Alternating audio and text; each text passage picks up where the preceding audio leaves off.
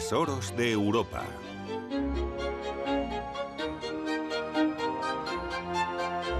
Italia.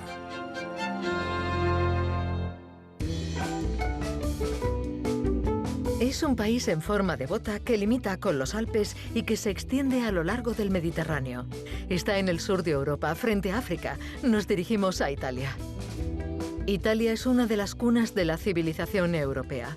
Ha dado origen a corrientes de pensamiento y artísticas tales como el Renacimiento o el humanismo. Sus pueblos medievales y ciudades milenarias están rodeadas de viñedos y campos de olivos cultivados por el hombre desde la antigüedad. Cinque Terre, San Marino, Venecia, Volterra y Maser. 5 sitios para conocer un poco Italia, 5 tesoros por descubrir. Ocultos detrás de una casa, en la ladera de una colina, en las callejuelas de la Serenísima o simplemente en una copa o en un buen plato, Italia nos desvela sus tesoros.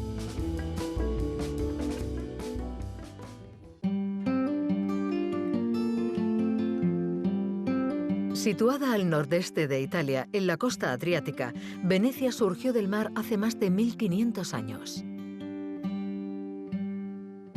Petrarca la bautizó como la ciudad milagrosa por la gran cantidad de arte y arquitectura que alberga. A principios de la Edad Media tuvo una actividad marítima importante. Se extendió por el mar Mediterráneo e incluso más allá para convertirse en la principal intermediaria entre la Europa cristiana, Bizancio y Oriente. Sus campanarios, basílicas bizantinas, palacios, puentes y museos son testimonio de un pasado magnífico. Venecia es una ciudad donde, incluso en los edificios más modestos, se esconden las obras de los artistas más grandes del mundo. Aquí es donde se ha instalado Roger de Montebello, un artista y pintor francoamericano. Decidí venir a vivir a Venecia porque esta ciudad se corresponde con algo que llevo dentro. Es un sentimiento de armonía entre la naturaleza y la cultura. Esta ciudad, como ya sabéis, está totalmente construida sobre el agua. Fue creada por el hombre, pero al mismo tiempo se refleja en el agua. Y el agua es naturaleza. Por esta razón en Venecia hay armonía increíble entre la cultura y la naturaleza.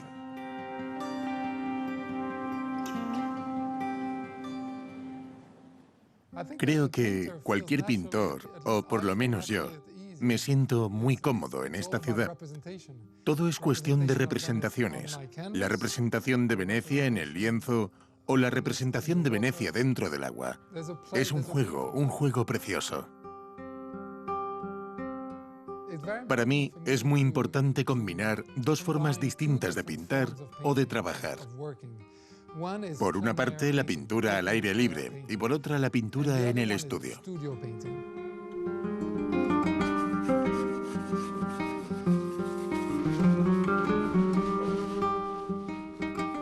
En un espacio abierto, en el aire libre, tengo que reducir el formato de mi lienzo.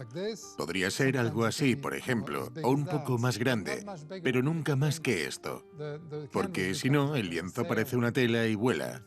Yo prefiero los formatos más pequeños.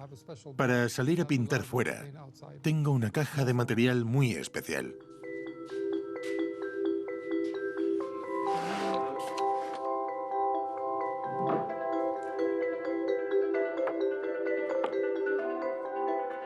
Os voy a enseñar la caja de pinturas que más utilizo, que no es la única que tengo, pero sí la que más utilizo. La diseñó un amigo mío que es pintor, un pintor italiano que se llama Paolo Smali. Se hizo hacer esta caja y cuando la vi le dije, ¡qué pasada! ¿Te importa que me haga algo parecido? La adapté a mis necesidades, pero el concepto es el mismo que su caja. Muy amablemente aceptó. Y tengo esta caja desde 1995. Me ha acompañado durante 22 años. Las cajas de pintura son algo muy personal. Son como una maleta de viaje y en el interior pongo todas las cosas que voy a necesitar. Pinceles, pinturas, etc. Incluso puedo guardar 10 lienzos. Estos aún no están secos, pero no se tocan entre ellos.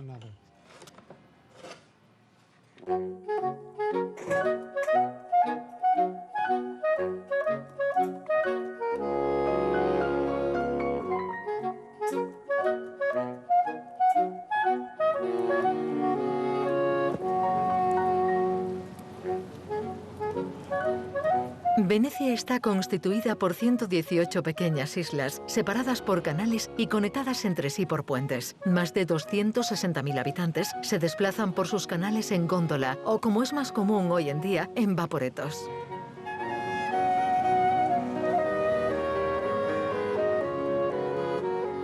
Se puede apreciar la inmensidad de las cosas. Por ejemplo, si nos paramos a orillas de la laguna, podremos ver la inmensidad del cielo, la silueta de los edificios, las iglesias, los campanarios, los elementos verticales de la ciudad reflejados en el agua. Todos estos elementos verticales, además del reflejo que proyectan, dibujan una línea en el horizonte que parece una frase, como algún tipo de escritura.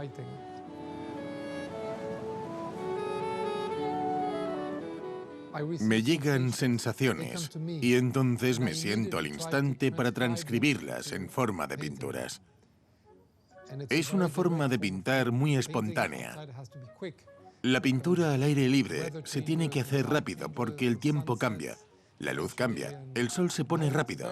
Es una manera de pintar muy instintiva.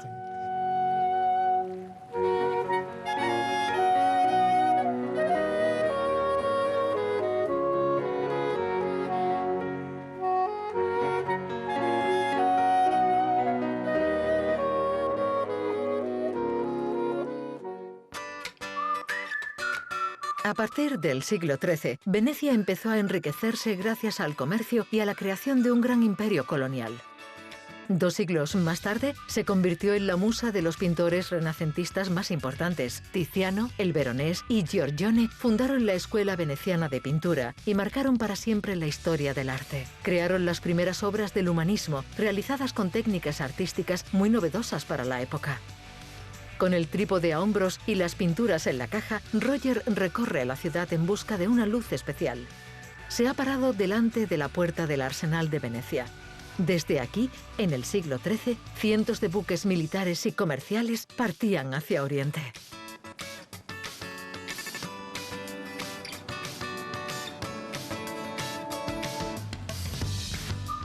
La zona del Arsenal me inspira muchísimo. Me encanta porque aquí se percibe la grandeza del Arsenal. Todo está hecho a escala humana, de alguna forma.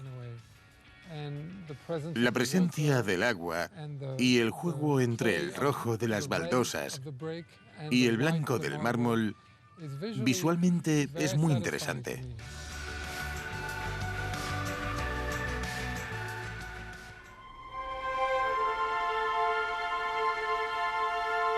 La plaza de San Marco está cerca del Arsenal y es el sitio más conocido de la ciudad. Es el centro político, administrativo y religioso de Venecia y es donde se celebran los eventos más importantes del famoso carnaval. Su campanario, la basílica o la torre del reloj son algunos de los monumentos que tenéis que visitar.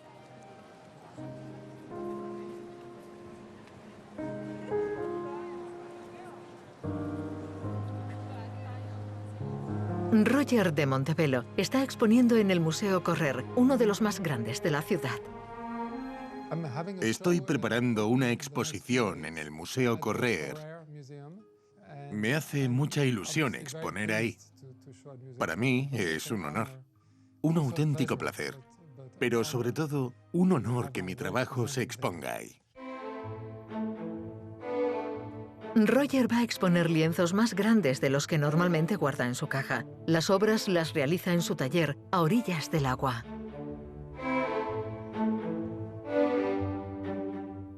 En el estudio, a diferencia de la calle, es distinto, porque los formatos suelen ser más grandes. De hecho, a veces son muy grandes. pero tengo más tiempo para reflexionar. Cuando trabajo en el estudio se crea una dimensión más conceptual.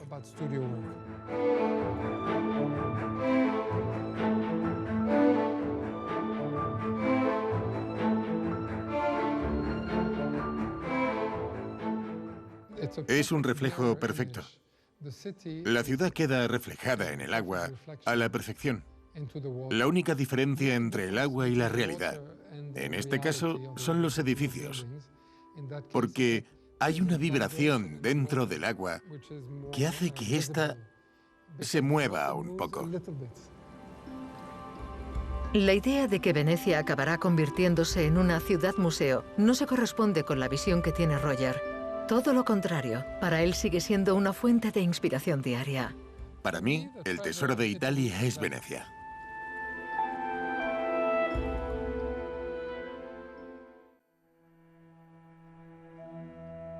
En el norte de Italia, la región del Véneto es una zona próspera e industrial.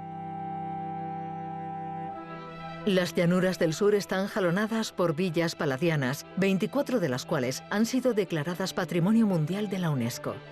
Es el caso de la Villa Barbaro, situada en el municipio de Maser, a unos 60 kilómetros al noroeste de Venecia. En el origen del palacio se encuentran dos hermosos apasionados de la arquitectura, Daniel y Marco Antonio Barbaro. La familia Barbaro fue una de las familias venecianas más nobles. Lo fueron desde la Edad Media, cuando incluso ejercían funciones oficiales, no solo como embajadores ante el rey, sino también ante el Papa. Así pues, fueron nobles venecianos, mercaderes, políticos, terratenientes y prelados.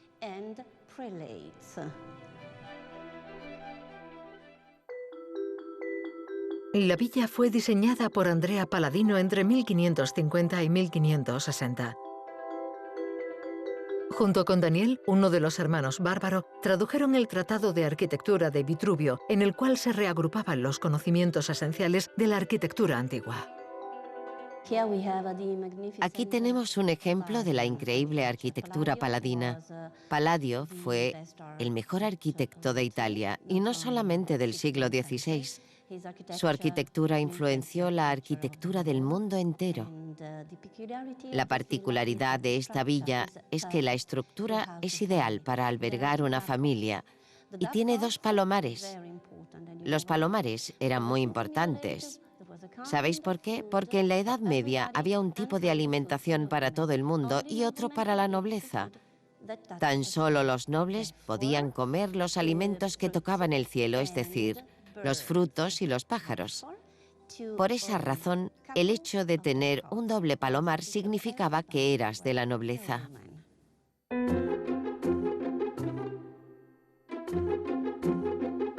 La villa está muy bien conservada. Giuseppe Volpi di Misurata, un político y emprendedor italiano, empezó los primeros trabajos de restauración tras su compra en 1934. Hoy en día, su propietario es Vittorio Daleore. La familia Bárbaro estaba formada por dos humanistas muy importantes de la República Veneciana del siglo XVI. Marco Antonio era embajador de la República de Venecia y Daniel, su hermano, era patriarca de Aquilea.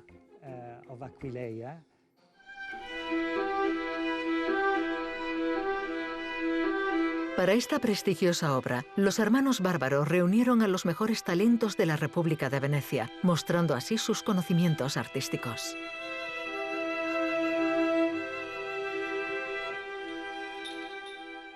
El mejor escultor, Alessandro Vittoria. El mejor pintor, el Veronés.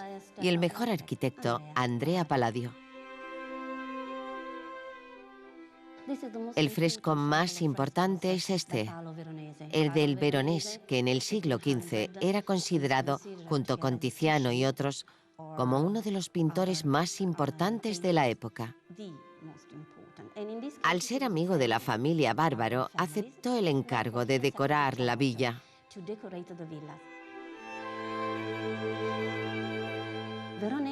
Aquí el Veronés introdujo por primera vez lo que hemos llamado, después de 2 siglos, los caprichos. Es un paisaje inexistente, una combinación de paisajes romanos y venecianos. El diseño se hacía muy rápido. Parece ser que el Veronés no utilizó ni croquis ni modelos, sino que pintó directamente en la pared. Era muy rápido.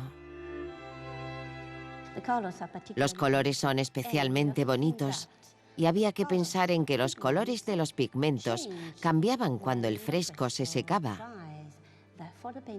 Así pues, el pintor tenía que pensar en el resultado que quería obtener al final, cuando el fresco estuviese seco y terminado.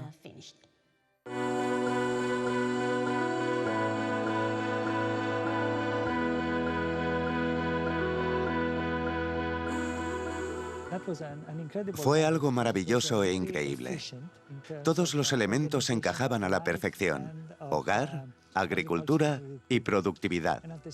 Así pues, el resultado final fue la villa elegante y armónica que vemos hoy.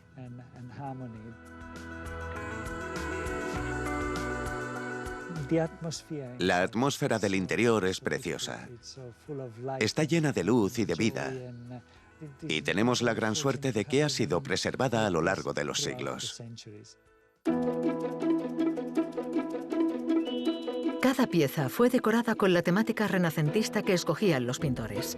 Este pequeño salón se llama el Tribunal del Amor, en referencia a la obra del Veronés que podemos contemplar en el techo. En el techo podéis ver la llamada el Tribunal del Amor, que se llama así porque podemos observar las esposas, los maridos, los abogados, los jueces y también a Venus, que está implorando clemencia. El abogado está litigando, el marido ha perdido el control de la familia y el juez va a pronunciar un veredicto. Pero el amor, o Venus, o la verdad, porque es una figura desnuda, dice silencio.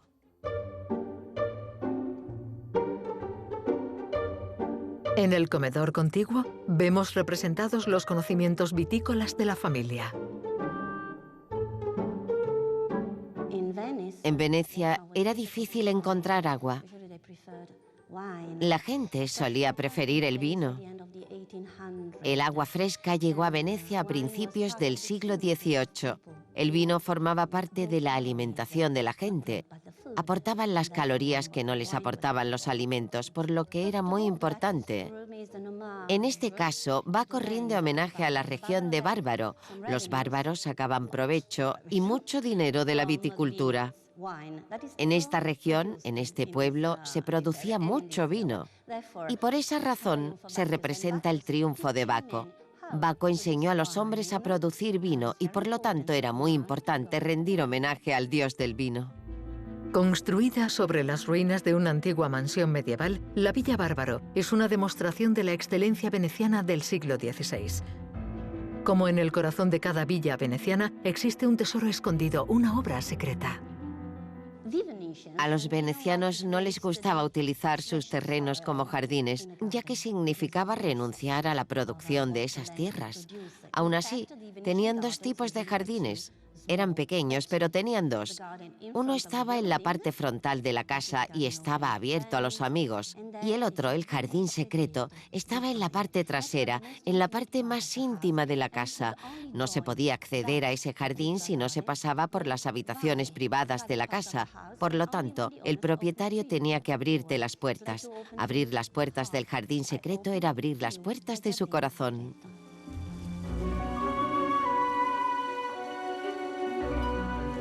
El jardín tenía un huerto y un pequeño estanque alimentado con una fuente.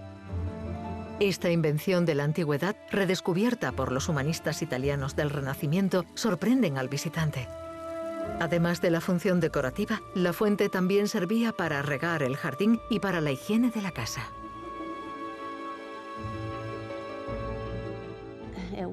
Cuando Palladio tuvo que escoger la localización de la villa, decidió construirla en una pequeña colina en la que había un manantial, ya que era importante tener agua cerca.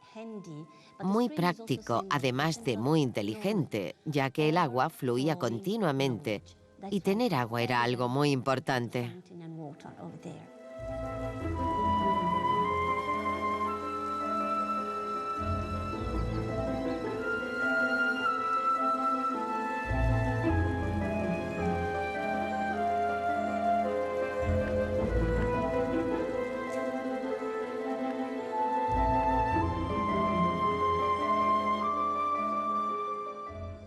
Jardines, viñedos, esculturas, pinturas, el ingenio de los hermanos Bárbaro todavía nos sigue sorprendiendo. Este paisaje de la villa, un trampantojo del Veronés, ilustra el universo de las villas paladianas del siglo XVI. La frase et genio et laribus hace referencia al dios protector del hogar y de la familia. Para mí el tesoro de Italia es la Villa Maser.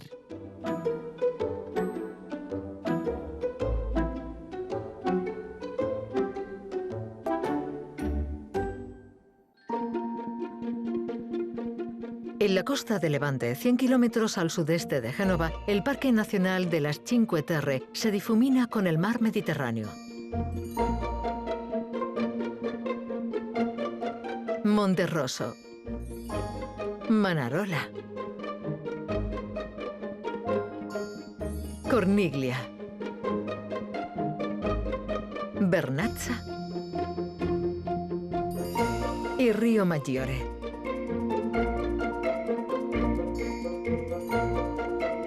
Cinco poblaciones situadas en la ladera de la montaña, modeladas por el hombre desde la antigüedad. El parque nacional más pequeño de Europa está compuesto de 40 kilómetros cuadrados de bosques, viñedos y rocas. Es un ecosistema único.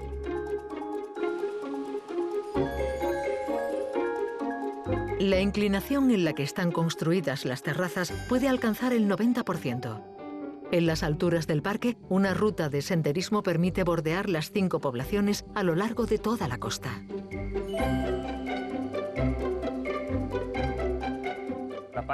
En la parte alta encontramos castaños que fueron plantados por el hombre hace 1000 años.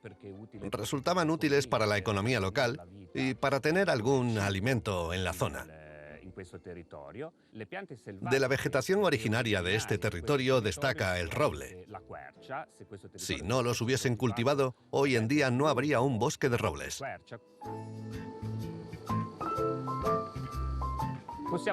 También podemos encontrar plantas con flor, como la ginesta, que es una planta que se utilizaba para el cultivo de la viña.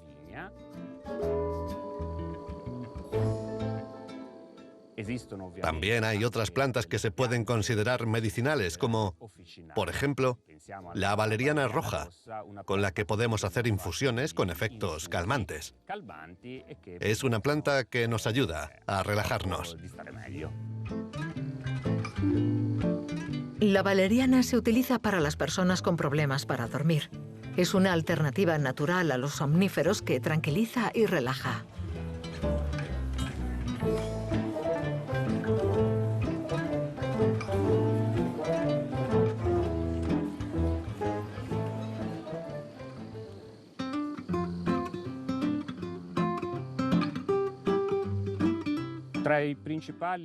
Las principales aves que encontramos en Cinque Terre son las rapaces. Es una especie muy importante, ya que permite mantener el equilibrio animal del bosque. También hay especies endémicas, como el tritón, que tiene branquias que le permiten respirar.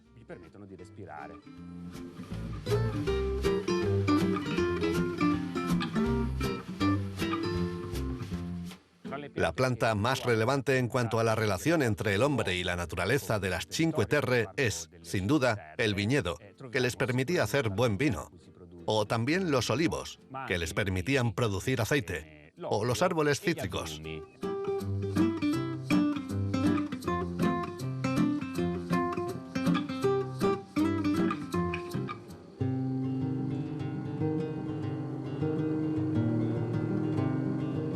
El Parque Nacional abarca una zona marina protegida que se extiende a lo largo de 60 kilómetros.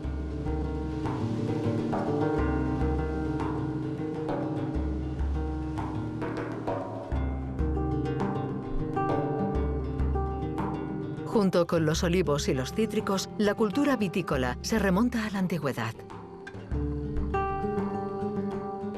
Desde hace siglos, el hombre ha construido y mantenido terrazas sostenidas por muros de piedra en seco.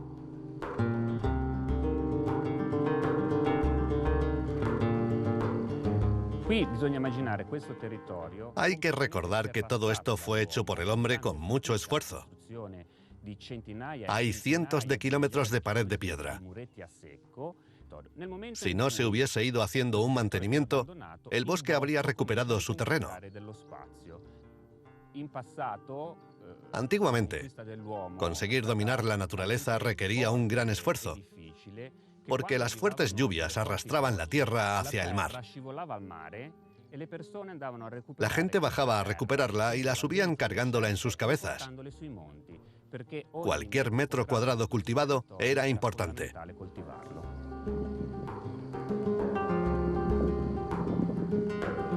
Para sobrevivir y desarrollarse, la gente levantó 1.500 kilómetros de muros de piedra por todas las Cinque Terre.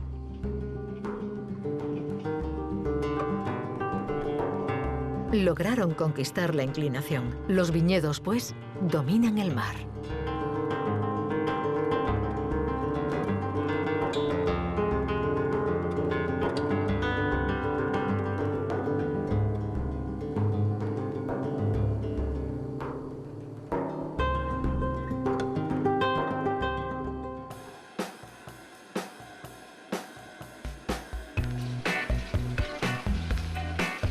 Luciano de Batté es conductor de tren. Dedica su tiempo libre al cuidado de sus viñedos. Montado encima de sus inusuales vagones, atraviesa las inclinadas parcelas. Este ingenioso mecanismo es frecuente en los viñedos de las Cinque Terre y sirve para cargar las herramientas y las cajas llenas de uvas en tiempos de recolecta.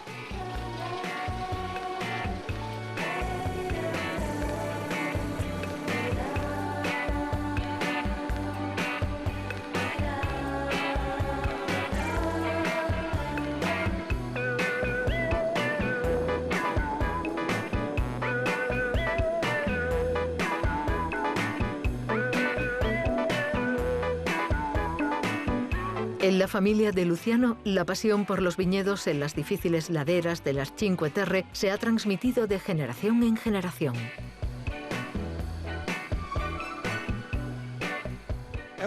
Es un terreno difícil, una viticultura heroica.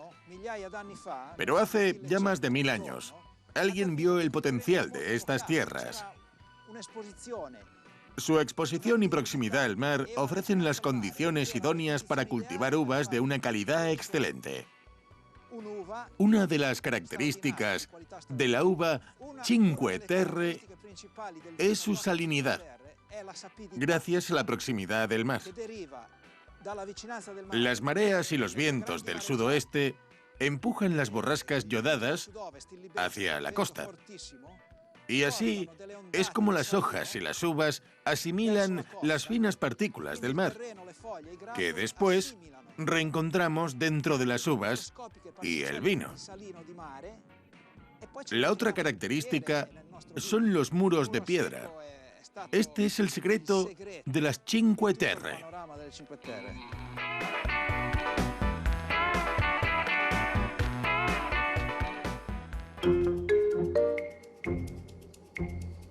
Desde 1973, el vino de las Cinque Terre goza de una denominación de origen controlada. Es un vino blanco afrutado, fresco y ligero, caracterizado por tener un punto de sal.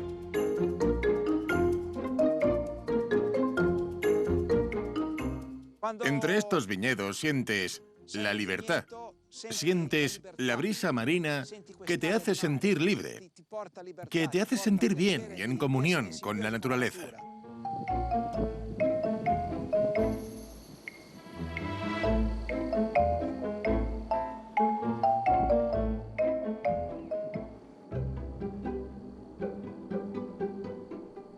Gracias a estos muros de piedra, las Cinque Terre han podido prosperar. Como consecuencia del abandono progresivo de las terrazas, la UNESCO ha clasificado los viñedos de las Cinque Terre en peligro.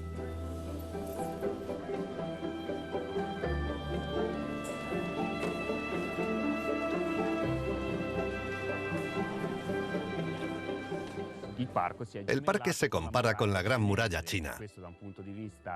Desde un punto de vista turístico, es una idea muy interesante.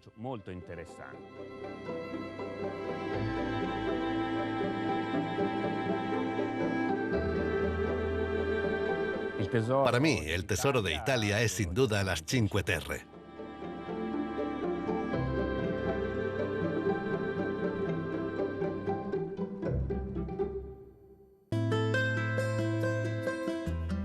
En el nordeste de Italia, enclavada entre las regiones de Emilia-Romagna y Marcas, situada en el Monte Titano, San Marino es el tercer estado europeo más pequeño y la república más antigua del mundo.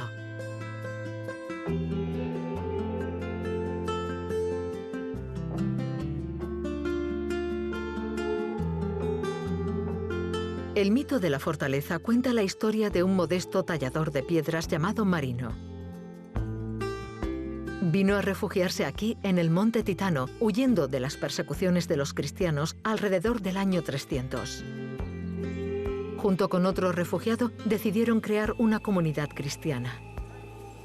Antes de morir, en el año 306, pronunció estas palabras: «Os libero de los otros hombres».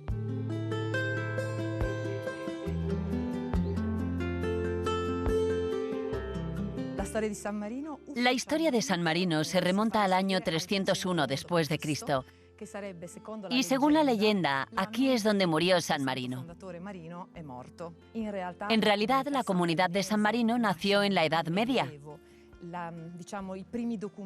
Los primeros documentos que tenemos datan del siglo XIII.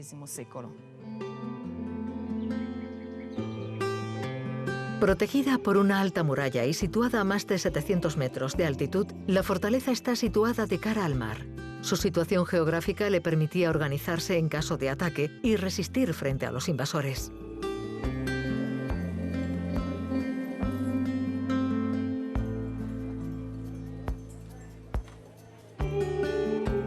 Gracias a una ingeniosa diplomacia y a las alianzas creadas con sus vecinos, San Marino ha podido conservar su independencia a lo largo de los siglos. Se ha convertido en una tierra de acogida para numerosos refugiados y se ha ganado el nombre de Tierra de Libertad.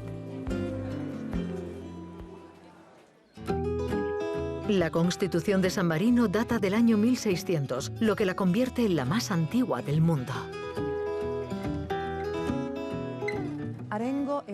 El arengo es el nombre de las reuniones en las que los cabezas de familia se reunían para hablar sobre temas públicos. Tenemos documentos del siglo XIII que cuentan que el arengo era un consejo compuesto por 60 miembros. Lo interesante de San Marino es que todavía hoy es una república gobernada por una asamblea de 60 personas. El Parlamento, la Basílica y las 3 torres de la fortaleza se han convertido en monumentos de interés para los turistas.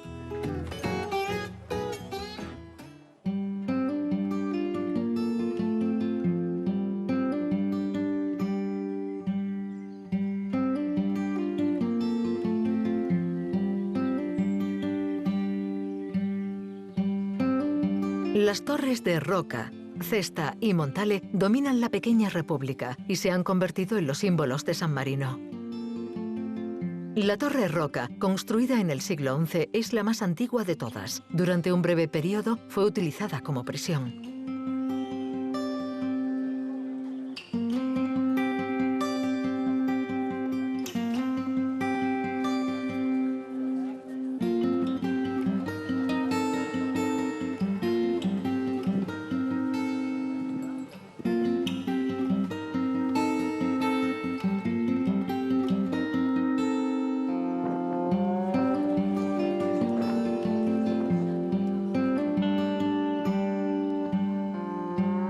Dentro de las celdas todavía se pueden ver los dibujos de los presos.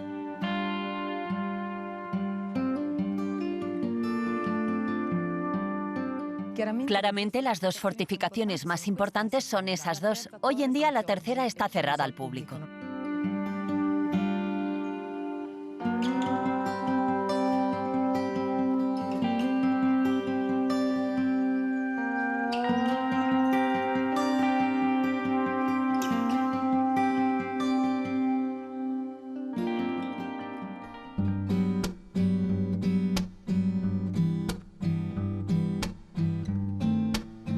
Desde esta torre, las vistas del paisaje son fantásticas.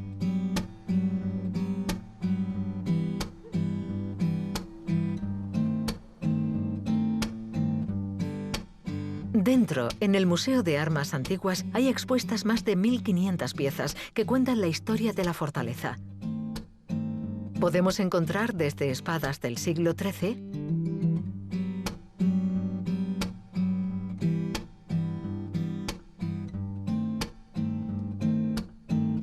hasta las primeras armas de fuego. Además de las piezas de esta colección, los visitantes también pueden pasear por las distintas salas y ver diferentes objetos que nos pueden resultar familiares. Fabrizio Ratti es de San Marino. Por sus venas corre la sangre de uno de los personajes más importantes de la ciudad.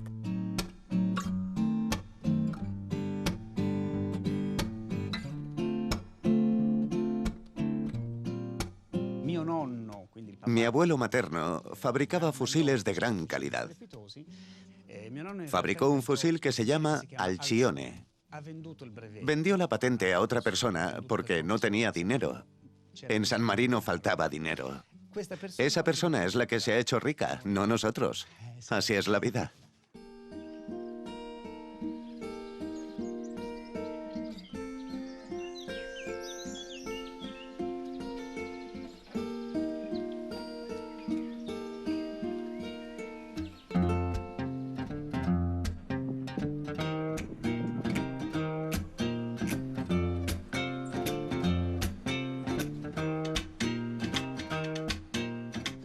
El primo de mi abuelo se llamaba Zani, el ingeniero Gino Zani. Restauró por completo las torres, el teatro, el museo y los monumentos principales.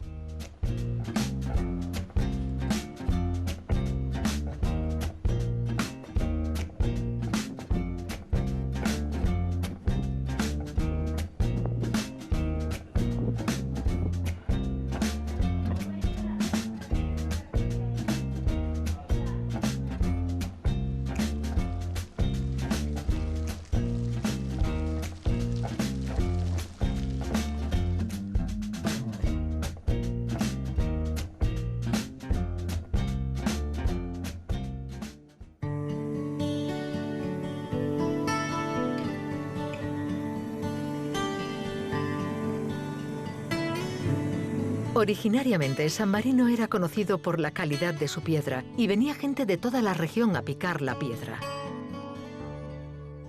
Mi bisabuelo fue un escultor y grabador de renombre en San Marino. Hizo un tríptico representando a San Marino y a San Leo. San Marino está sobre el monte Titano y San Leo sobre el monte Feltro. Cuenta la leyenda que se lanzaban las herramientas de un monte al otro porque estaban uno frente al otro.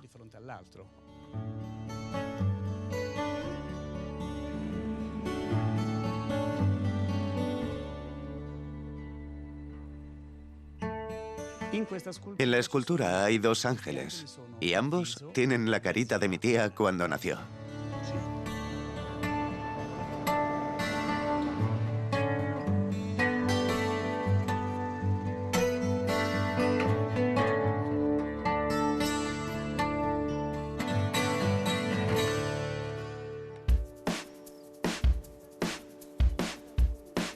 Aunque mantienen vínculos estrechos con Italia, los sanmarinenses son fieles a su independencia e identidad. Europeos convencidos utilizan el euro y tienen las fronteras abiertas a sus vecinos.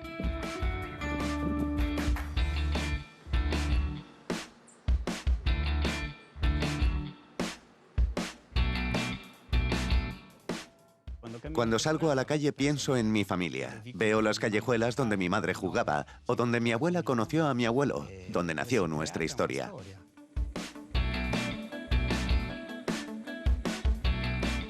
Aunque en su momento algunos se hicieron ricos gracias a la piedra blanca del monte Titano, hoy en día ya no es así. La principal fuente de ingresos de San Marino es el turismo. Para Fabrizio y el resto de ciudadanos, estas rocas narran la historia de su pequeño país. Para mí, el tesoro de San Marino es la piedra.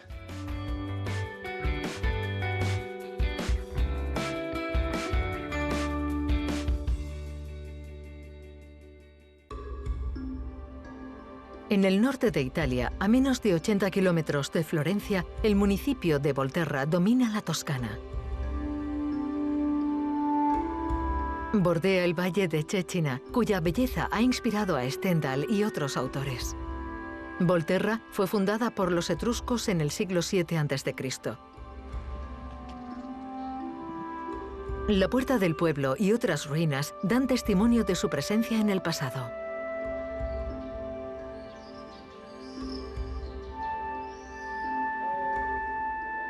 En el centro del pueblo, la Catedral de Santa María Assunta o la Torre del Palazzo dei Priori, construidos en la Edad Media, sumergen al visitante en un universo medieval. En realidad, Volterra es uno de los pueblos más antiguos de la Toscana. Sabemos que la gente se instaló en el pueblo por lo menos 1500 años antes de Cristo y alrededor de 1000 antes de Cristo, Volterra se convirtió en un pueblo etrusco. Se convirtió en uno de los pueblos etruscos más grandes y más poderosos. Muchos historiadores creen que fue el primer pueblo etrusco en llegar a convertirse realmente en una metrópoli. Por lo tanto, los etruscos convirtieron a Volterra en un pueblo poderoso y rico. En el siglo IV a.C.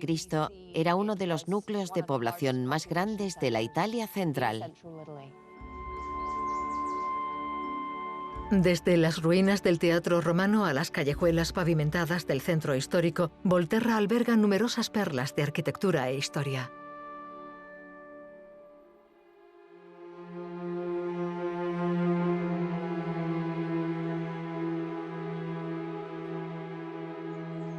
Nos dirigimos al edificio más interesante del pueblo, que está situado en la parte más alta.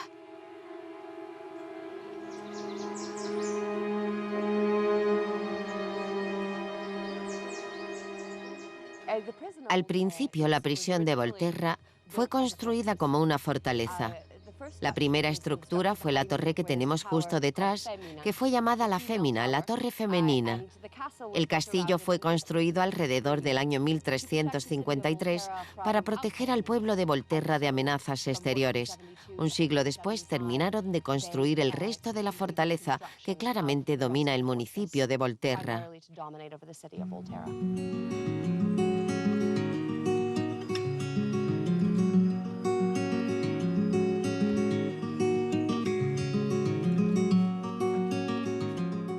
La fortaleza hospedó a numerosos prisioneros famosos. Los primeros fueron dos miembros de la familia Pazzi, Galiotto y Giuliano di Pazzi. La familia conspiró contra los Médicis en Florencia y fueron los dos únicos miembros de la familia a los que no asesinaron. Los encerraron en 1378 y pasaron el resto de sus días aquí.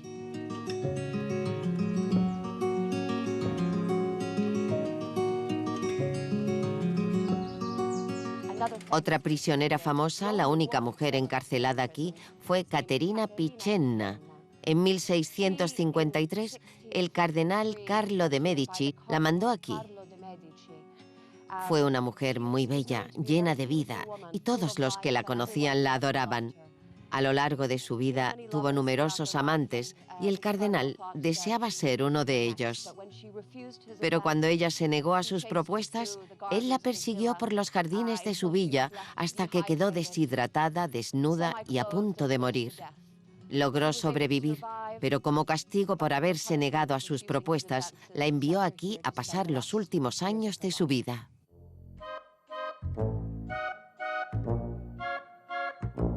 Actualmente, la fortaleza todavía alberga reclusos. Entre sus viejas paredes, la prisión de Volterra se ha propuesto formar a los detenidos en el arte culinario. Todo empezó con unas sencillas clases de cocina que se impartieron a los presos.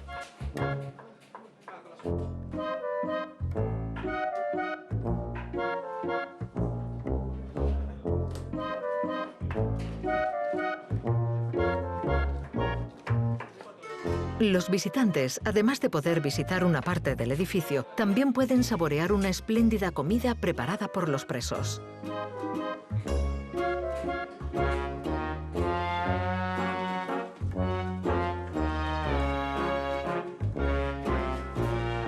Los restauradores de la región ayudan en la cocina y ofrecen nuevas formaciones, sin hacer diferencias entre los hombres libres y los reclusos.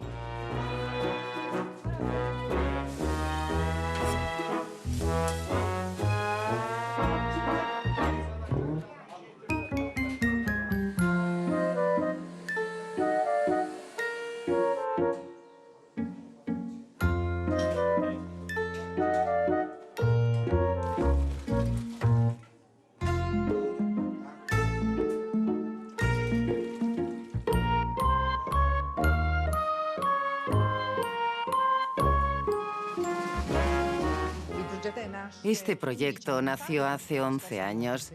Acabamos de celebrar nuestro 10º aniversario.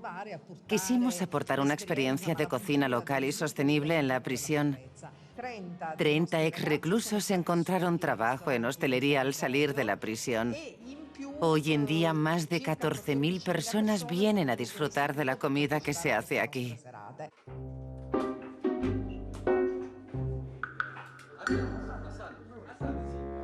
En Volterra hay condenas largas.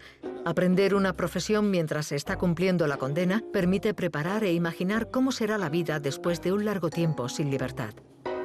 Hassan ha pasado los últimos 7 años de su condena en Volterra y se inscribió en los cursos de cocina.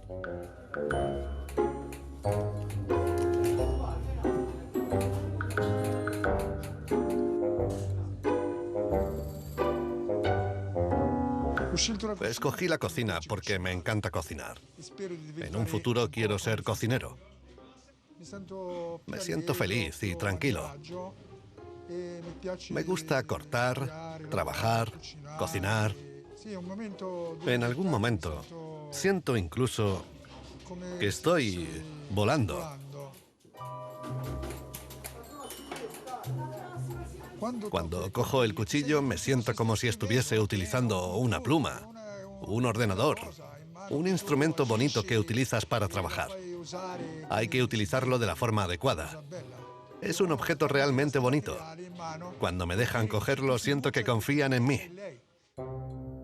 En el menú de hoy tenemos entrante de jamón con carpaccio de manzana y pecorino, raviolis al pesto o pasta a la norcina, cerdo asado y bizcocho de manzana.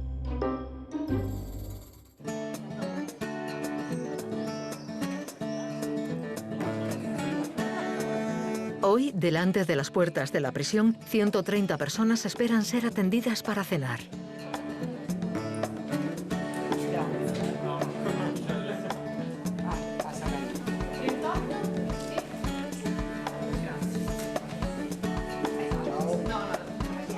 Además de los turistas extranjeros, la mayoría de las personas que vienen a disfrutar de la gastronomía carcelaria son de Volterra y alrededores.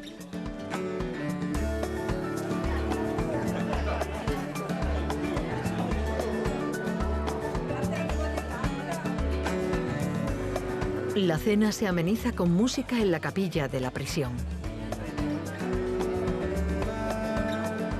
En cuanto al servicio, los estudiantes de la Escuela de Hostelería del pueblo han venido a ayudar mezclándose con los camareros de la cárcel. Está rico, está bien cocinado. He comido platos que no conocía. Es una experiencia nueva. Es la primera vez que lo hago. No me imaginaba que estaría tan lleno. El ambiente es acogedor, me ha sorprendido mucho.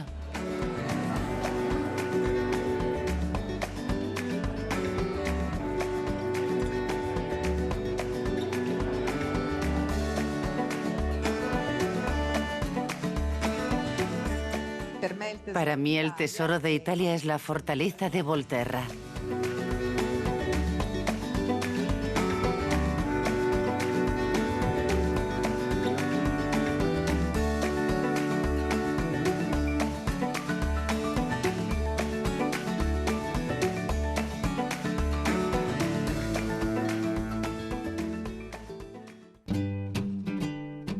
Entre tierra y mar, Italia ofrece a los viajeros una experiencia excepcional. Una auténtica y elegante epopeya repleta de tesoros increíbles.